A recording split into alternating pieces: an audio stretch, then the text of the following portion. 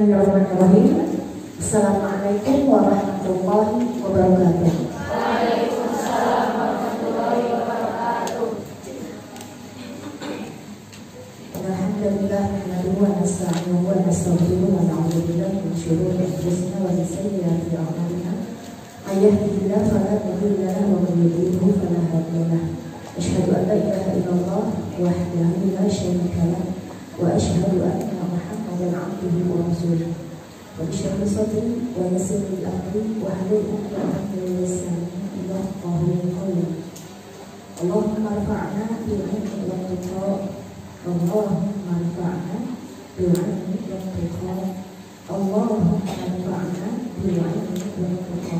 Wa la hawla wa la quwwata illa billahil 'aliyyil 'azim. Insyaallah, alhamdulillah sekali ini bisa silaturahim dengan anak sekalian juga Australia. Masya Allah. Yang baru boleh tunjuk tangan. Santriwati baru boleh tunjuk tangan.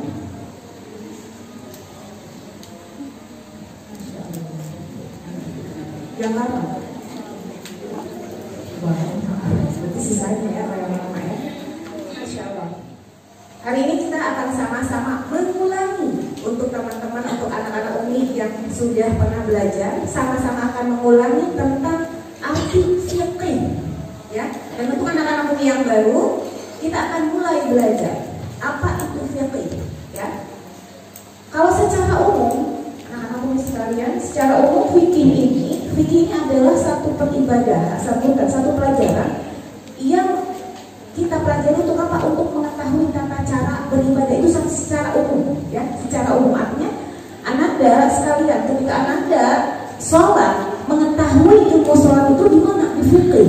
Ketika Ananda ingin wudhu, Ananda ingin mengetahui bagaimana cara-cara wudhu, Ananda cari di mana? Di ilmu fikih.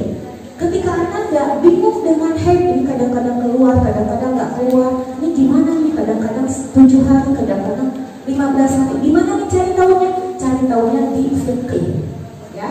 Nah, fikih ini sebetulnya tidak banyak perbedaan antara fikih yang secara umum dengan fikih wanita, ya. Kalau Anda pernah dengar fikih wanita, memang ada banyak beda? Enggak banyak beda. Yang beda adalah satu, kalau laki-laki nggak haid, perempuan haid.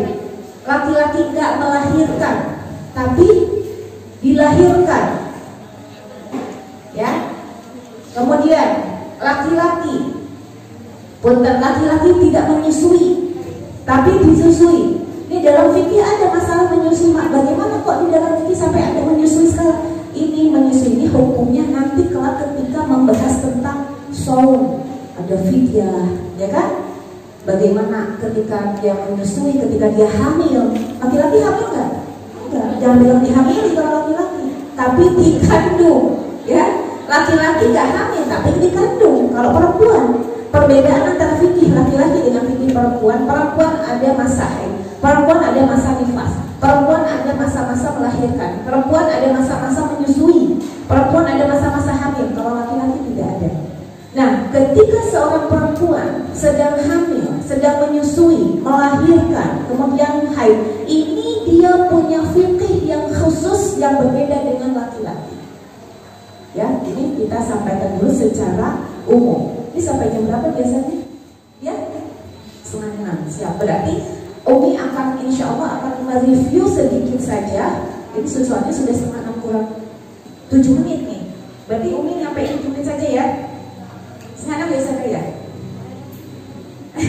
Setelah ini kegiatannya apa? Oh siap. Umi minta Umi sampai jam 6 boleh? Sampai jam 6. Kuat? Lapar? Nahan lapar? Kuat? Malah yang pingsan gitu ya. Ya. Bismillah. Fiqih, ya. Fiqih ini diambil dari kalimat faqaha yafqahu, ya. Nah, artinya apa? Fiqih ini secara umum artinya al-fahmu. Al-fahmu. Jadi bahasa Arab diartikan dengan bahasa Arab lagi. Fiqih ini fiqhun. Secara bahasa artinya al-fahmu. Apa itu al-fahmu? Al-fahmu itu faham atau mengerti. Ya. Fikih ini secara bahasa artinya al-fahmu atau faham atau bisa juga mengerti. Mana dalilnya bahwa fikih ini artinya al-fahmu? Anak-anak sekalian bisa didapatkan di surah Toha ya. Di surah Toha seperti tadi yang saya sampaikan, Rabbisyhrah li sadri wa yassir li amri wahlul 'uqdatam min lisani yafqahu qawli. Ada yang mau terjemah? Boleh dibuka surah Toha ayat 25 sampai 28, surat ke-20. Ada kalimatnya yafqahu qawli. Surat ke-20 ayat 25 sampai 28 ya. Ini menandakan, membuktikan bahwa fikih secara bahasa artinya al-fahmu atau mengerti atau faham ya.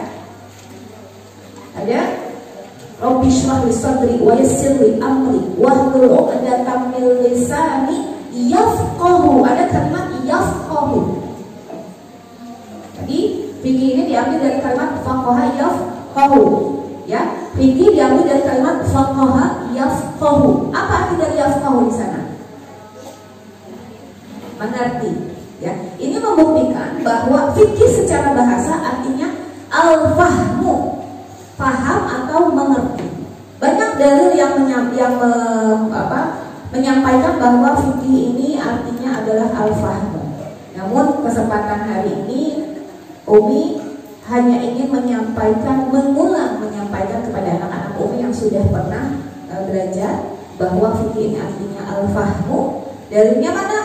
Rabbisyhrah li sadri wa yassir li amri wahlul 'uqdatam min lisani yafqahu qawli. Namun ternyata subhanallah, kalau anak-anak Umi menyimpulkan, oh berarti kalau saya paham, saya sudah tahu dong ilmu fikih. Tidak sampai di sana. Fikih di sini itu adalah faham ditambah faham ditambah faham ditambah faham ditambah faham sampai nggak ada akhir. Semakin paham seseorang tentang ilmu fikih, maka semakin dia menguasai, bukan hanya tentang ilmu fikih. Semakin paham seseorang dengan satu permasalahan, maka dia semakin fakih dengan permasalahan itu. Jadi orang yang menguasai satu permasalahan ya, atau menguasai tata cara atau pekerjaan yang paling menguasai, makanya dia yang paling paham itu, maka dia dikatakan yang fakih. Contoh, Umi pernah menyampaikan, mungkin anak-anak pernah ingat tentang handphone. Ada yang ingat? Umi pernah menyampaikan handphone. So, mau nyampaikan apa? Ada yang mau nyampaikan? Ada? Umi deui wae teh. So, Umi deuinya handphone. Di zaman Umi dulu baru awal-awal punya handphone itu ada handphonenya GSM. Tahu GSM? Apa? Geser sedikit mati. Ya itu GSM. GSM. Kalau zaman sekarang ada namanya smartphone. Ya. Dulu GSM itu benar-benar hanya bisa dipakai untuk nelpon sama SMS, paling banter kalkulator. Dulu zaman awal-awal Umi punya handphone. Nah sekarang handphone ini semakin berkembang. Ada yang namanya smartphone, walaupun sampai sekarang ada yang hanya berfungsi untuk apa? Untuk SMS dan telepon. Nah, seandainya misalnya ada dua orang mempunyai handphone, ada dua orang mempunyai handphone, si A, ya, si A punya handphone GSM, ya, si A punya handphone GSM, si B punya smartphone, ya, banyak macam-macam smartphone. Tiba-tiba misalnya Umi nanya nih, Umi nggak tahu nih handphone itu apa. Umi nanya handphone itu apa sih? Handphone itu dengan mantapnya yang B yang punya apa tadi? Smartphone. Dengan mantapnya dia langsung bicara, Umi maki handphone ini alat komunikasi yang Umi bisa gunakan untuk telepon, yang Umi bisa gunakan untuk mengirim surat, Umi bisa kirim email, Umi bisa jadiin GPS, Umi bisa selfie. Ada telepon handphone? Gak usah ngaku, ya. Umi bisa gunakan untuk selfie, Umi bisa gunakan untuk ngaca, Umi bisa gunakan untuk menghitung, Umi bisa gunakan untuk mengirim email, Umi bisa menggunakan mencari sesuatu di Google. Itu handphone. Kata siapa? Kata si B. Kenapa? Karena dia punya handphone jenis smartphone. Ya, itu menurut si B yang punya handphone yang punya jenis smartphone. Paham anak-anakku? Masih bangun? Alhamdulillah. Ya. Nah, kemudian begitu belum selesai nih si B menyampaikan handphone ini begini, handphone ini begitu, tuh si A bengong dong. Ini handphone kok begitu? Kenapa? Karena dia punya handphone yang bisa nelpon sama SMS doang, ya kan? Begitu si B ngomong begini, begitu, ngomong begini, begitu, disampaikan semua kecanggihan bagai handphone sekarang bisa bikin kita lebih cantik, bener kan? Gak usah ngaku yang pernah nyoba, ya. Subhanallah. Handphone ini bisa bikin Umi lebih cantik lagi kalau di foto katanya. Ini si B udah gerget, si A udah gerget pengen ngomong, langsung dikat dong. Kamu ngomong apa? Dia bilang, kamu ngomong handphone apa ngomong kalkulator?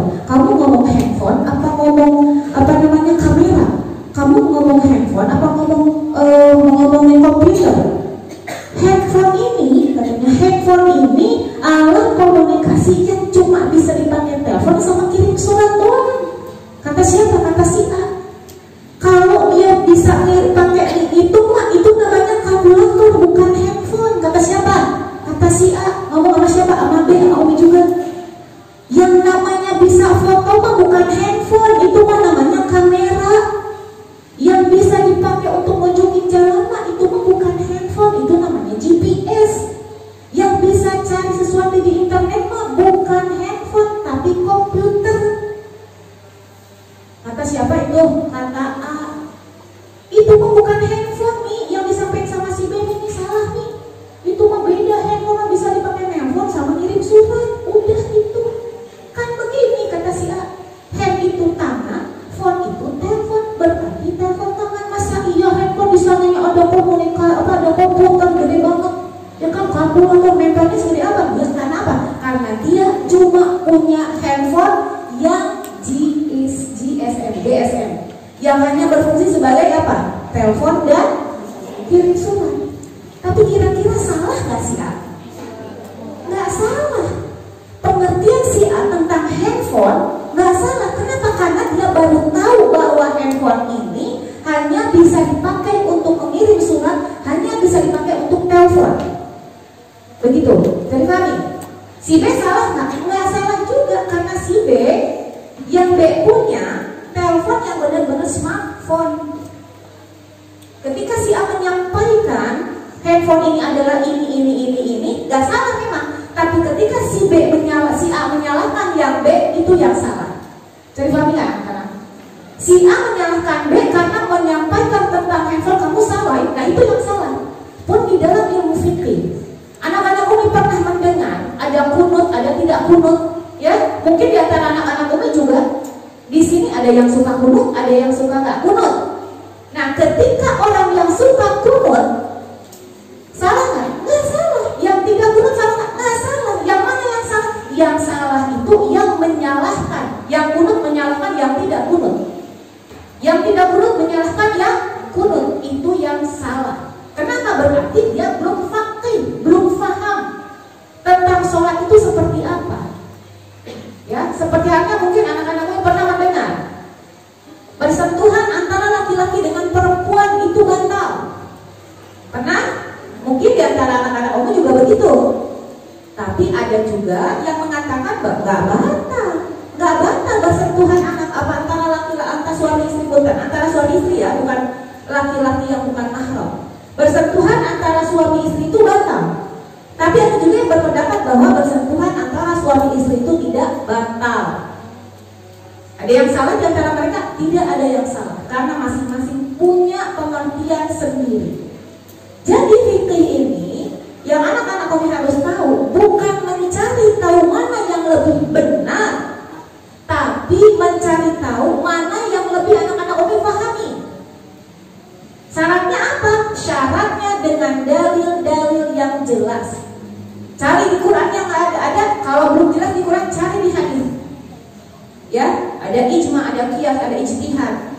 Jadi tidak hanya satu pendapat. Dan fikih ini identiknya dengan perbedaan pendapat. Paham anak-anak Umi?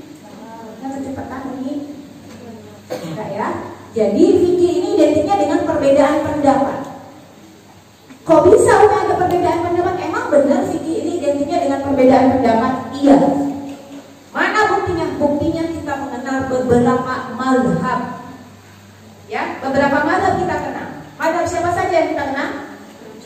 Syafi'i, Hambali, Hanafi, Maliki. Ini di sini yang kita kenal di Asia, khususnya di Indonesia, hanya 4 mazhab. Padahal mazhab itu lebih dari 250 mazhab. So, pakai ini. Gimana kalau 250? Ya. Jadi punten, adanya fikih ini ketika perbedaan pendapat di dalam fikih, ketika adanya perbedaan pendapat di dalam fikih bukan untuk menjadi gontok-gontokan, bukan untuk menjadi diri lebih benar, bukan untuk menyalahkan orang lain. Justru adanya perbedaan di dalam fikih ini adalah untuk saling menghormati, untuk saling berkasih sayang, untuk saling mencintai, untuk saling mengikat ukhuwah. Itu adanya perbedaan di dalam fikih. Oh, pantasan ya perbedaan pendapat sekarang ada nggak ada Rasulullah. Kalau dulu mah mungkin ya nggak ada Rasulullah, nggak ada perbedaan pendapat. Kata siapa? Sejak zaman Rasulullah SAW, anak-anak umi sekalian, ketika kita menyampaikan Rasulullah, jawab dengan Sallallahu Alaihi Wasallam atau Allahumma sholli ala Muhammad. Ya, karena ada satu hadis, wallahu a'lam, kama qala, dikatakan bahwa dia kelak tidak Rasulullah SAW mengatakan rohima'an, summa rohima'an. Apa artinya?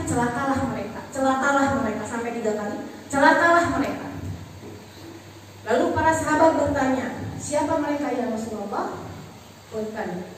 Salah satunya adalah ada 3. Satu yang punya orang tua tetapi tidak bisa mengambil pintu surga dari orang tua.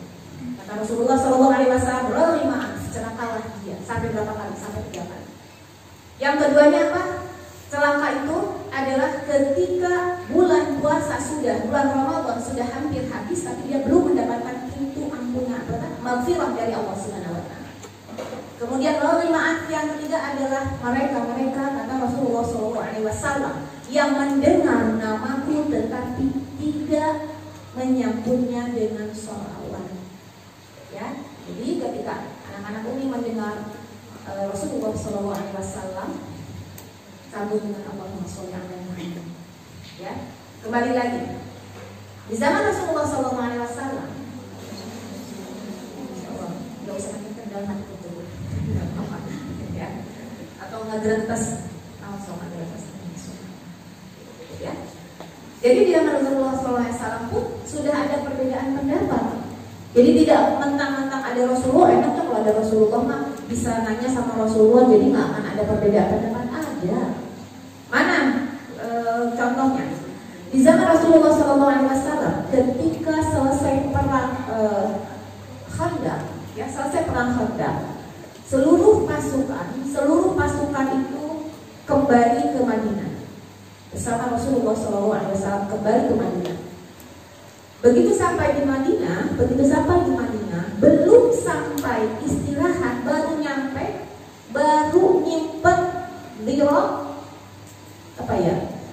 perisai sama pedangnya, belum melepaskan baju perangnya, tiba-tiba Jibril datang kepada Rasulullah SAW membawa perintah dari Allah dengan mengatakan, ya Rasulullah, perang belum selesai karena ada sebagian dari orang-orang munafik yang masih harus dibereskan, ya, maka segeralah, lupa, pada yang ingat gak Bani Quraidah? Di daerah Bani Quraidah ada sekelompok orang munafik yang masih belum diselesaikan, maka segeralah engkau ya Rasulullah dengan para sahabatmu menyerang Bani Quraidah, ya, menyerang Bani Quraidah. Maka saat itu Rasulullah SAW begitu mendapat perintah dari Allah melalui Jibril alaihissalam, langsung mengumpulkan para sahabat. Dikumpulkan para sahabat, begitu sama kondisi para sahabat pun belum sempat istirahat, belum sempat melepaskan bajunya baru nyantok. Kalau kita nyampe rumah kan kita kerudung buka tuh ya, nyampe rumah kalau nyampe ngobong kan gitu kan, taruh gitu ya, mungkin digantungin atau apa. Belum sempat melepaskan baju perangnya, para sahabat pun langsung kumpul menemui Rasulullah SAW. Lalu setelah kumpul, Rasulullah SAW menyampaikan kepada para sahabat, wahai sahabat-sahabatku, aku tahu kalian belum sempat istirahat, aku tahu kalian mungkin belum sempat buka baju perangmu, tetapi kita harus segera menuju Banu Quraidah karena Allah telah memerintahkan kita melalui Jibril. Untuk apa? Untuk menyerang Banu Quraidah. Seketika itu pula para sahabat bergegas lagi. Lalu apalagi yang disampaikan oleh Rasulullah SAW? Wahai para sahabatku, benar-benar nih kita ke Banu Quraidah itu darurat banget, harus segera. Bahkan kata Rasulullah SAW disampaikan, jangan kalian sholat asar kecuali di Banu Quraidah. Kuncinya apa? Kuncinya ketika Rasulullah SAW menyuruh segera, ya, kuncinya adalah perintahnya jangan kalian sholat asar kecuali di mana? Di Banu Quraidah. Banu Quraidah itu satu tempat yang mana di dalamnya isinya bani dari Bani Quraidah, dari keturunan Quraidah. Ya, jangan kalian sholat asar kecuali di Banu Quraidah. Setelah itu segeralah mereka berangkat menuju Banu Quraidah. Maka begitu berangkat di Banu Quraidah, ternyata subhanallah di pertengahan jalan sebelum sampai ke Banu Quraidah, waktu sholat asar sudah tiba. Jadi begitu di tengah perjalanan ternyata waktu sholat asar sudah tiba. Nah, dari sinilah mulai perpecahan. Ada beberapa sahabat yang sholat asar di perjalanan, ada beberapa sahabat yang meneruskan perjalanannya ke Banu Quraidah. Saling tanya-menanya dong, kok ini, tapi tak sampai kontak-kontak, kok ini mereka sholat asar di jalan ya, di perjalanan ya, di perjalanan. Padahal kan Rasulullah suruhnya sholat asar di Banu Quraidah. Tetap terpecah. Ada yang sholat asar di perjalanan, ada yang terus menuju Banu Quraidah. Singkat cerita, begitu sampai di Banu Quraidah, setelah selesai semuanya, lalu para sahabat, dua kubu tadi yang sholat di perjalanan dan yang sholat di Banu Quraidah menghadap Rasulullah SAW. Ya Rasulullah, ada yang ingin kami tanyakan. Ketika engkau memerintahkan kami untuk segera, yang ngantuk boleh berdiri, untuk segera menuju yang berdiri, masya Allah, yang merasa ngantuk berdiri, kemudian akan sukses dunia akhirat. Ya, sukses dunia, hafizah, masya Allah. Ya, begitu sampai menyampaikan kepada Rasulullah, ya Rasulullah, ketika engkau menyampaikan kami untuk memerintahkan untuk tidak sholat asar kecuali di Banu Quraidah, ternyata ada di antara kami yang sholat di perjalanan. Bagaimana ya Rasulullah? Lihat, lalu Rasulullah SAW menanyakan kepada mereka yang sholat di perjalanan. Siapa yang sholat di perjalanan? Sebelum di Banu Quraidah, kata Rasulullah, kami ya Rasulullah. Kenapa engkau sholat di perjalanan sebelum engkau sampai di Banu Quraidah? Apa kata dia? Ya Rasulullah, yang kami fahami, ya Rasulullah, yang kami fahami ketika engkau menyampaikan jangan sholat asar kecuali di Banu Quraidah, itu artinya engkau menyuruh kami segera, jangan berleha-leha. Saking pentingnya kita cepat sampai di Banu Quraidah, maka engkau menyampaikan kalau bisa sholat asarnya di Banu Quraidah. Nah, kalau ada waktu sholat asar di perjalanan, ya diperbolehkan sholat di perjalanan. Karena apa? Karena sholat yang paling afdal itu ala waqtiha, pada waktunya. Jadi sholat tepat waktu, di awal waktu. Lalu apa kata Rasulullah? Rasulullah hanya tersenyum saja. Rasulullah kalau menyetujui satu pendapat, beliau tersenyum ataupun mengatakan sedekah atau mengatakan iya. Tapi kalau beliau tidak setuju, beliau akan menyampaikan. Lalu kalian, katanya, yang sholat di Banu Quraidah, tadi kan kenapa pemahamannya apa yang tadi? Fahamnya agar segera jangan berleha-leha. Jadi tidak saklek kamu sholat di Banu Quraidah. Lalu Rasulullah SAW menanyakan kepada grup rombongan yang sholat di Banu Quraidah. Mereka menyampaikan, ya Rasulullah, kalau kami sholat di Banu Quraidah karena benar-benar jelas yang kami terima itu secara harfiah. Jadi sudah tidak usah diterjemahkan lagi, sudah tidak usah diterangkan lagi. Kalau engkau mengatakan sholat di Banu Quraidah, ya sudah kami sholat di Banu Quraidah.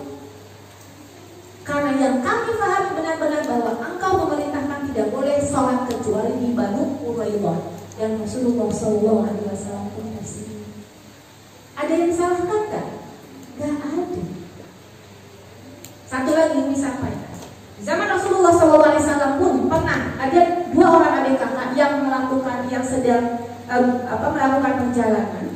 Ya. Lalu ketika mereka berdua hendak sholat, hendak wudhu terlebih dahulu, mencari air untuk wudhu, ternyata nggak ketemu. Ya. Akhirnya apa kalau nggak ketemu air? Ngapain? Akhirnya tayamum. Kedua orang itu tayamum. Kita tahu si A dan si B lagi. Dan kita katakan si A dan si B lagi. Tayamum lah si A dan si B adik kakak ini. Tayamum, setelah tayamum mengerjakan sholat. Setelah selesai sholat meneruskan perjalanannya. Ya, meneruskan perjalanannya. Karena memang sebelumnya 2 orang itu sudah mencari-cari di sekitar itu, tidak ketemu air. Maka tayamum. Setelah meneruskan perjalanannya beberapa jauh dari situ dan waktu sholat masih ada, ternyata di antara mereka atau dua-duanya menemukan air. Nah, di sini pun si adik kakak ini berbeda pendapat. Kak, hanya mungkin si B sama si A, kayaknya ada air kak. Wudhu yuk kak, sholat lagi yuk kak, kan masih ada waktu sholat. Enggak, saya nggak sholat. Kenapa kak nggak sholat? Kata si A, D, aku tidak pernah mendengar Rasulullah SAW memerintahkan seseorang yang sudah tayamum dan sholat lalu menemukan air, tidak pernah mendengar Rasulullah memerintah untuk mengulangi sholatnya. Tadi kami anak-anakku, ya. Jadi kenapa si A mau sholat lagi? Karena Rasulullah tidak pernah memerintahkan untuk apa? Untuk mengulangi sholatnya ketika menemukan air. Ya, setelah sudah tayamum, sholat. Setelah sholat baru nemuin air. Rasulullah tidak pernah memerintahkan untuk itu. Nah, engkau wahai kakakku, kenapa engkau sholat lagi? Udah cukup. Apa jawaban si B?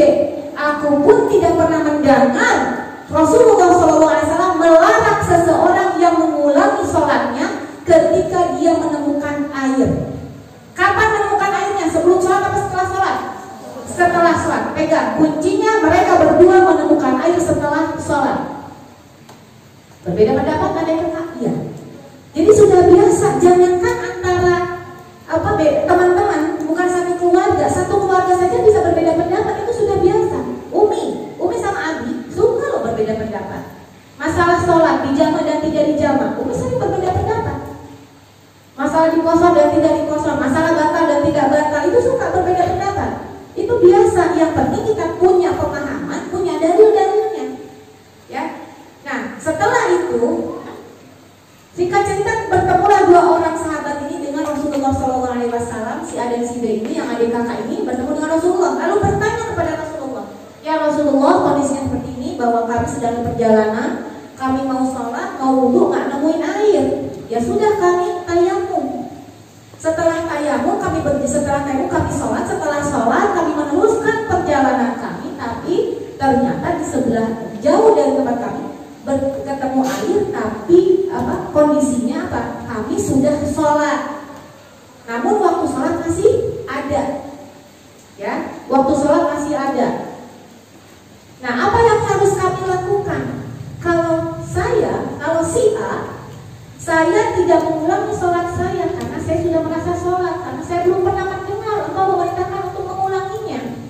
Terus si B bilang, saya juga tidak pernah mendengar atau melarang seseorang mengulangi sholat, maka saya sholat lagi. Dan apa kata Rasulullah SAW? Rasulullah SAW menyampaikan, wahai si A yang tidak mengulangi sholatnya, bukan wahai si B. yang mengulangi ya. Wahai B yang mengulangi sholat ketika engkau menemukan air, sesungguhnya engkau punya 2 pahala. Jadi pahala sholat yang tadi gak sia-sia. Ya, yang tadi sebelum menemukan air gak sia-sia. Wahai A, tadi kata Rasulullah, B, engkau punya 2 pahala sholat. Wahai A, engkau yang tidak mengulangi sholatmu setelah tayamum dan setelah sholat kau menemukan air, maka engkau mengikuti sunnahku. Mana yang salah? Ini fikih. Jadi anak-anak ini yang Umi cintai, fikih ini memang banyak perbedaan pendapat. Seperti halnya adanya batal dan tidak batal. Contoh, satu saja. Contoh tentang batal dan tidak batal suami istri. Di dalam surat Al-Maidah, kalau nggak salah Al-Maidah ayat 6, benar nggak? Al-Maidah ayat 6 ada kalimatnya au lamastumun nisa. Ya, hal-hal yang membatalkan wudu itu adalah au lamastumun nisa. Au lamastumun nisa itu adalah atau menyentuh istri-istri kalian. Ada yang sudah menemukan surat Al-Maidah ayat 6? Ada kalimatnya au lamastumun nisa. Itu di bab wudu itu kalau nggak salah.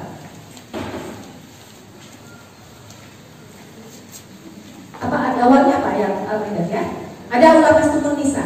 Nah, arti dari au lamastumun nisa itu artinya adalah atau menyentuh istri-istri kalian atau perempuan-perempuan kalian. Nah, yang mengatakan, ulama yang mengatakan bahwa menyentuh bersentuhan laki-laki dengan perempuan atau khususnya suami istri ya, kalau laki-laki perempuan yang bukan mahram itu nggak memang mau wudu, itu juga nggak boleh bersentuhan, ya. Yang menyampaikan antara suami istri itu batal ketika bersentuhan diambil dari kalimat au lamastumun nisa atau menyentuh istri-istri kalian. Maka menyimpulkanlah batal. Jadi yang menyampaikan batal itu mereka yang jadi mengambil arti secara harfiah. Seperti tadi, jangan sholat asar kecuali di Banu Quraidah. Ya kan? Itu secara harfiah, tidak diterjemahkan lagi, tidak ditafsirkan lagi, tidak mendapatkan penerangan lagi. Dalilnya au lamastumun nisa atau menyentuh istri-istri kalian. Nah, bagaimana dengan yang tidak batal? Yang tidak batal pun sama dalilnya, ngambilnya au lamastumun nisa. Nah, sama dalilnya, tapi beda pendapat. Sama halnya seperti tadi Banu Quraidah. Kalau yang mengatakan itu kadang-kadang enakin, kadang-kadang hilang ya. Kalau yang menyampaikan au lamastumun nisa di sini bersentuhan itu secara harfiah, ya pasti batal. Tapi yang mengatakan tidak batal itu adalah mereka yang menafsirkan lagi. Jadi suami istri bersentuhan itu tidak batal. Ditafsirkan lagi bagaimana? Ditafsirkannya au lamastumun nisa di sini adalah bukan hanya sekedar bersentuhan, tetapi apa? Tetapi melakukan hubungan suami istri. Saya dipahami ya anak-anak? Jadi kalau sekedar bersentuhan mah nggak batal. Yang batal yang mana? Yang batal adalah melakukan hubungan suami istri. Itu salah satu punten. Kenapa ada perbedaan pendapat kalimat au lamastumun nisa atau apa? Bersentuhan antara laki-laki dan perempuan. Jadi kami ya itu. Satu lagi. Jadi kalau nanti ada yang bersentuhan suami istrinya sudah punya wudu, ketika dia tidak mengatakan batal, ya sudah, kan ada dalilnya. Ya bahkan Umar bin Khattab, satu saat Umar bin Khattab begitu beliau melihat para sahabat sedang tawaf, ternyata ada beberapa sahabat yang bergandengan antara suami istri saat tawaf, sementara syarat sah tawaf itu harus punya wudu. Secara logika kita, kalau bergandengan kan pasti bersentuhan kan? Nah, tapi apa kata Umar bin Khattab? Umar bin Khattab mengatakan, kalaulah aku tidak melihat Siti Aisyah bergandengan dengan Rasulullah SAW saat tawaf, maka aku akan melarang Siti Aisyah pun ketika tawaf apa? Bergandengan dengan Rasulullah SAW. Ya, ini fikih. Jadi fikih ini identiknya dengan perbedaan pendapat. Ketika Anda menemukan perbedaan pendapat ini, selama dalilnya jelas, maka jangan dipermasalahkan. Satu lagi untuk ikhtitam, masalah aurat wanita. Masalah aurat wanita. Satu saat Asma bin Abi Bakar, punten, disampaikan oleh Rasulullah SAW ketika bertemu dengan Asma bin Abi Bakar. Dikatakan, ya Asma, auratul mar'ah atau auratul nisa, sesungguhnya aurat wanita jami'ul badan illa hada wa hada, seluruh badan illa hada, kecuali ini dan ini. Berarti seluruh badan kecuali muka dan telapak tangan. Ya, nah telapak tangan di Indonesia identiknya telapak tangan ini saja. Kalau di secara putar ini itu sudah termasuk kalau di luar. Ya, jadi begitu Rasulullah menyampaikan ini, ketika Rasulullah menyampaikan illa hada wa hada, Rasulullah menyampaikan ini kan wajar. Tapi ketika tangan, Rasulullah tidak menunjuk seperti ini. Makanya ada juga perbedaan pendapat. Yang berbeda bahwa ini tidak aurat. Ada di antara anak-anak umum mengatakan ini tidak aurat? Ada nggak? Ada kan? Ada yang kalau sholat cukup sholat kerudungnya panjang, ininya nggak kelihatan, nggak apa-apa. Tapi ada yang kekeh pengen sholat itu ini tentu nggak apa-apa. Karena masing-masing tadi bagaimana cara mereka mencerna atau menerjemahkan, memahami apa yang disampaikan oleh Rasulullah. Seperti halnya seperti ini. Ketika Umi menghadap kepada Ananda bahwa auratul nisa, aurat wanita ini, jami'ul badan, semua seluruh tubuhnya, illa hada wa hada, yang kelihatan kan ini saja. Bisa jadi pun kalau begini, illa hada dan ini kan, yang kelihatan ini punggung, kecuali ini dan ini. Mungkin kata Ananda menyampaikan, oh berarti kecuali wajah dan punggung tangan yang tidak aurat. Tapi kalau Umi begini, illa hada wa hada, yang mana yang nggak aurat? Ini sama ini kan? Nah, itulah perbedaan pendapat di dalam fikih. Jadi adanya perbedaan pendapat di dalam fikih ini, ketika ada berbeda itu bagaimana cara mereka memahami, menerjemahkan apa yang disampaikan oleh Rasulullah SAW atau apa yang ada di dalam Al-Quran. Itu pembukaan untuk fikih. Ya, ada yang mau bertanya? Cukup ya, paham semuanya. Insya Allah kesempatan yang akan datang, ingat Umi akan minta akan tunjuk deh, akan minta perwakilan, boleh ya? Insya Allah mudah-mudahan 2 minggu lagi, insya Allah setelah Idul Adha. Ya, setelah Idul Adha, insya Allah Umi kesini lagi. Dan Umi pengen ada di antara Anda menyampaikan lagi apa yang sudah disampaikan hari ini. Dan Umi akan tunjuk acara. Boleh ya? Ya boleh, nggak boleh ya. Alhamdulillah, insya Allah setelah ada di antara Anda mereview pelajaran hari ini, insya Allah kesempatan yang akan datang kembali akan disampaikan tentang haid, ya, tentang haid. Karena rata-rata di sini sudah pada haid ya. Ada yang belum haid mungkinnya beberapa, tapi ada yang belum haid di sini, ada ya.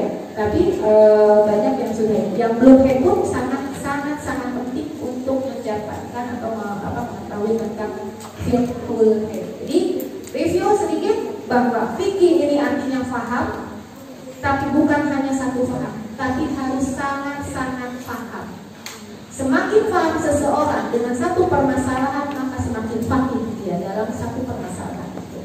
Alhamdulillah, yang saja bisa Umi sampaikan. Mudah-mudahan ada manfaatnya. Maka atas segala kekurangan, terima kasih atas perhatiannya. Assalamualaikum warahmatullahi wabarakatuh.